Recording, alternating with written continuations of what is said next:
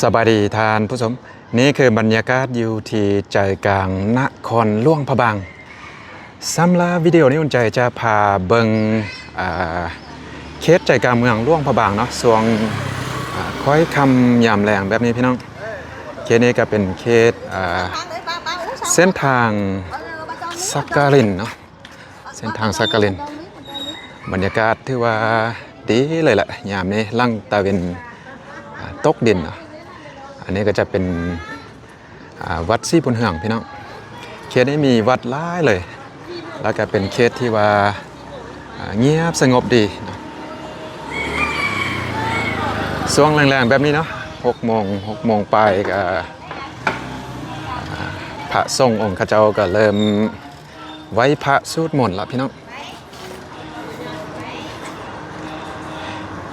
เคสนี้ที่ว่าเป็นเคสที่ว่าสามารถย่างเลาะชมบรรยากาศหลวงพะบางแบบคักๆเลยพี่น้องแบบเซียวๆเนาะสบายหูสบายตาถือว่าเป็นจุดไฮไลท์ของตัวเมืองนครหลวงพะบางเลยก็ว่าได้เริ่มตั้งแต่ตอนเช้าๆไปละพี่น้องตอนเช้ามืดเคสนี้ก็จะเต็มไปด้วยนักท่องเที่ยวเนาะเพราะว่าทุกๆเช้าก็จะมีพระทรงองค์ข้าเจ้าเนาะสาธุไอจัวมายางบินทบาทเนาะเป็น200-300 ต้นพุ่นแหละพี่น้องถือว่างามตอนช่วงบ่ายๆช่วงซ้อยๆก็สามารถยางเลาะชมบรรยากาศได้แบบเงียบสงบแบบนี้เลยตอนแรงแบบนี้แฮงงามพี่น้องเอ้ยจุดนี้ก็คือวัดศพนะวัดศพสิกขารามพระก็กำลังสูดมนต์พี่น้องแล้วทัดไปทางหน้ามันก็เป็นวัดแซน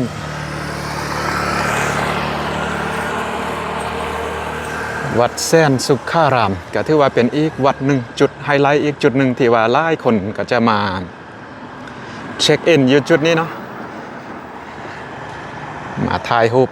ถือว่างามเลยล่ะโดยเฉพาะตอนแรงแบบนี้ไฟไต่ไฟขึ้นมาบวกกับท้องฟ้าบางครั้งก็จะเป็นสีชมพูเลยท้องฟ้าช่วงตะวันตกดินแบบนี้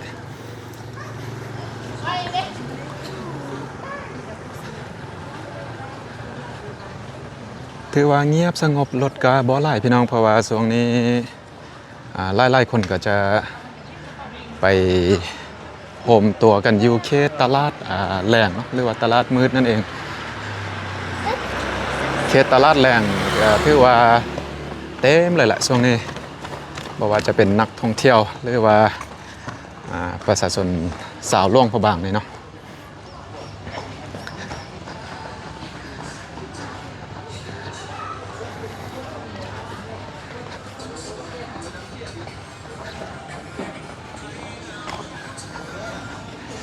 คักสุดเลยพี่น้องถ้าท่านได้ยังบ่มาหลวงพะบางเนาะยังบ่ทันได้มาย่างเลาะเขตนี้ในช่วงแรงๆหลังจากตะวันตกดินแบบนี้ก็มาได้พี่น้องเอ้ยแนะนำเลยละ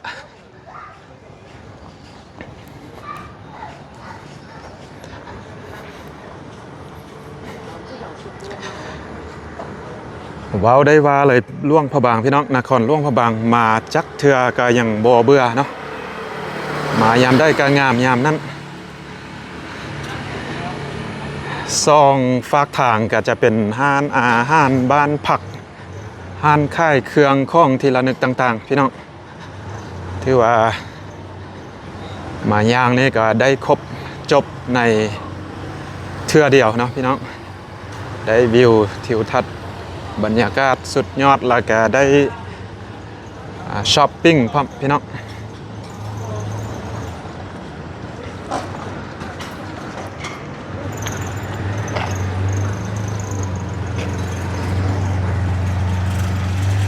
โอ้จุดนี้งามเลยเป็นเขตโรงแรมเนาะเขตนี้จะมีโรงแรมไล่อยู่เขตนี้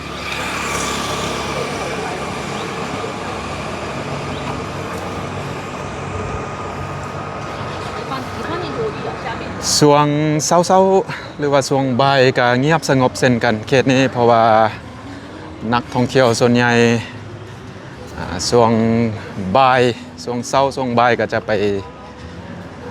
เลาะเที่ยวเฮ็ดกิจกรรมอยู่ทางนอกนะแต่ว่าแรงๆแบบนี้มาก็จะมาเต้าห่มกันอยู่เขตใจกลางเมืองหลวงพระบางแบบนี้แหละจะเห็นมีนักท่องเที่ยวย่างอยู่แต่ว่าก็บ่หลายปานใด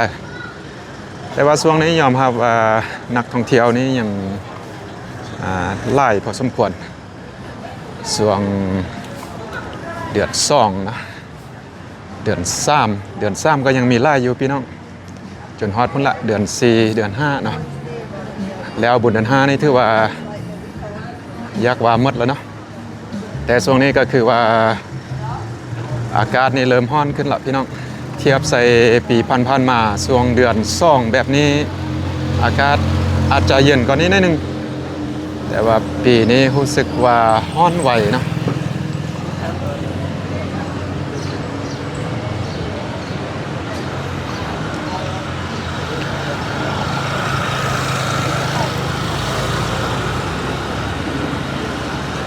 เคสนี้ก็คือเคสโรงเรียนตอนหน้าโรงเรียนหลวงพระบางเนาะขวามือนี่ก็เป็นโรงเรียนปฐมสมบูรณ์หลวงพระบางนั่นเองเป็นโรงเรียนเก่าโรงเรียนแก่พี่น้องสร้างขึ้นตั้งแต่สมัยฝรั่งปกครองพุ่นละ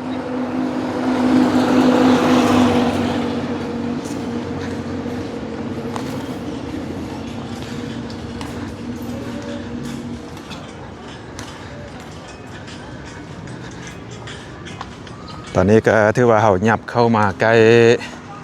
ตลาดแรงเข้าไปเรื่อยๆพี่น้องก็เลยว่ารู้สึกว่ามีคนไล่ขึ้นนะร้านค่ายเครื่องค่ายข้องต่างๆก็เริ่มไล่ขึ้นพี่น้อง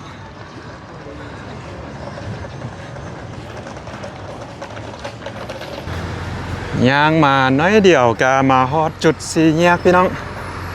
เขตนี้ถ้าทานได้เป็นไทยเมืองหลวงพระบางก็จะฮู้ดีเนาะว่าเป็นจุดสี่แยกหอมตัดหม้อนะพี่น้องแต่ว่าเส้นทางสักกลินก็จะมาสิ้นสุดอยู่นี่เนาะออกจากนี้ไปก็จะเป็นเส้นทางซี่สว่างวงพี่น้องเลยว่าหลายคนก็จะฮู้จักกันว่าเป็นเขตบ้านเจ็กนั่นเองพี่น้องเอ้ยเขตนี้ก็ถือว่าเป็นเขตที่ว่างามสุดละพี่น้องร้านขายเครื่องขายของต่างๆร้านอาหารร้านขายเครื่องที่ระลึกต่างๆนี่ก็ถือว่าตกแต่งแบบสวยงามแล้วเนาะใกล้ๆกับตลาดแรง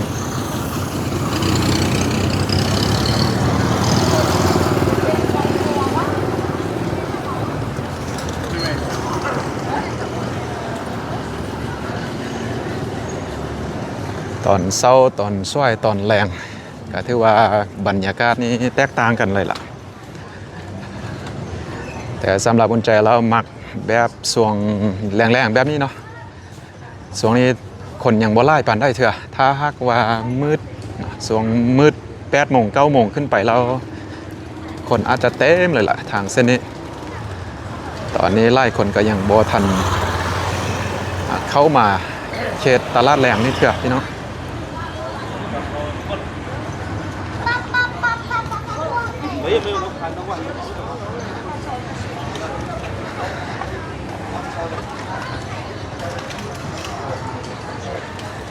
จุดทางหน้านี้ทางซ้ายมือนะมีดอกไม้งามๆตกแต่งงามๆเลย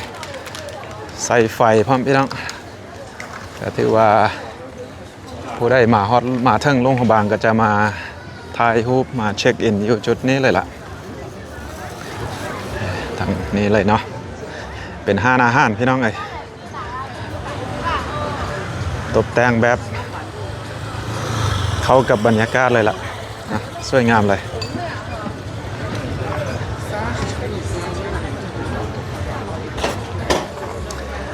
เดี๋ยวใจจะพาย่างไปเรื่อยๆเนาะพี่น้องย่างไปเรื่อยๆจนผ่านตลาดแรงไป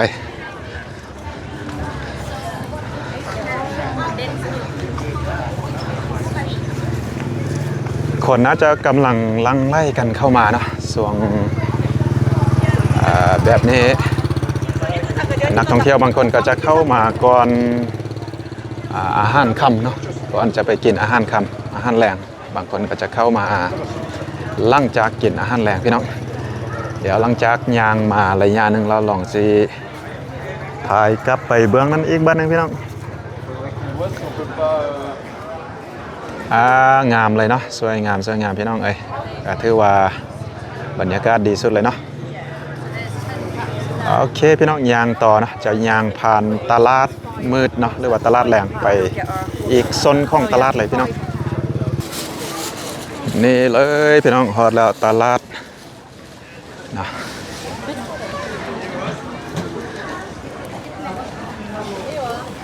ถือว่าตอนนี้ยางเข้ามาเขตตลาดแรงแล้วพี่น้องจะเริ่มอยู่จุดนี้เลยเนาะโถนักท่องเที่ยวนี่เต็มเลยพี่น้องขนาดว่าช่วงนี้นักท่องเที่ยวจีนก็ยังบ่เข้ามาไล่ปานได้เถอะเนาะเทียบใส่ก่อนปีใหม่จีนหรือว่ากุดจีนเนาะก็จะเข้ามาไล่เรื่อยๆเนาะตั้งแต่ประมาณ3-4 วันผ่านมานะเห็นว่านักท่องเที่ยวจีนกำลังลังไล่กันเข้ามาเรื่อยๆ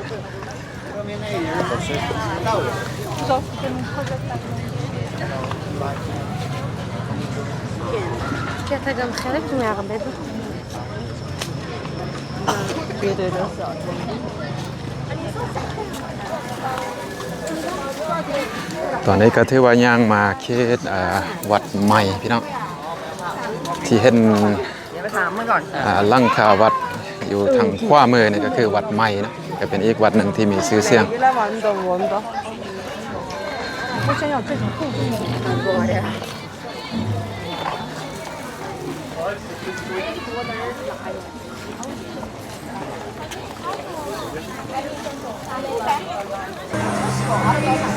สุดตลาดอีกโซนหนึ่งเนาะก็จะมีเป็นโซนอาหารพี่น้องก็ถือว่าจุดนี้ขายอาหารหลากหลายเลยล่ะแล้วก็มีโต๊ะที่ว่าสามารถนั่งกินกว้างๆเลยแต่ว่าตอนนี้คนยังบ่หลายปานได้เถอะจักหน่อยน่าจะเต็มแหละพี่น้องอยู่จุดนี้โอเคพี่น้องตอนนี้ก็ถือว่าอุ่นใจย่างมาจนสุดอยู่โซนหนึ่งของตลาดแรงเนาะก็สิประมาณนี้เนาะหลวงพระบางใจกลางนครหลวงพระบางค่อยคำยามแรงมายามใดก็ยังคงความงามอยู่เสมอพี่น้องคือคืนคือเก่าเนาะก็สิประมาณนี้เนาะพี่น้องเนาะจังใดก็คือเก่าเส้นเดิมพี่น้องขอบใจทุกท่านทุกๆ FC ที่เข้ามาติดตามและรับชมซองอุ่นใจมาโดยตลอดนะพี่น้องก็หวังว่าหากท่านใดเข้ามาแล้วก็อย่าลืมเข้าไปกดไลค์กดแชร์กดติดตามเนาะเพื่อเป็นกำลังใจให้อุ่นใจได้คลิปต่อไปเจอกันคลิปต่อไปสบายดีพี่น้อง